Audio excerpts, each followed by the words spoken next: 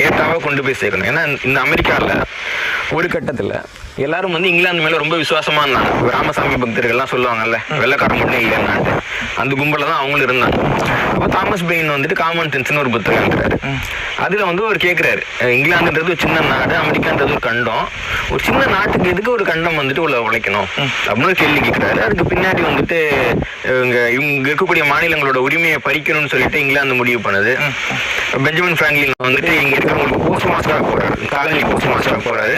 ஆனால் உரிமையை பறிக்க போறாங்கன்னு தெரிஞ்சோம்னா அந்த ஸ்ரீதேவி கொண்டு வந்து ஒரு பத்திரிகையில் வெளியிட்டாரு, அவருக்கு பதவி பறிக்கப்படுது. அப்போ எல்லாரும் ஒன்றா கூடி இந்த இடத்த மீட்டு எடுக்கிறாங்க. எல்லா இடத்துலையுமே உரிமைகள் மறுக்கப்படுதுன்றத நம்ம பொது மக்களுக்கு கொண்டு போய் சேர்த்தாலே அவங்க வந்து கிளம்பி எழுதுவாங்க. இப்போ என்ன ஆங்கிலம் அங்கேயும் இங்கேயும்.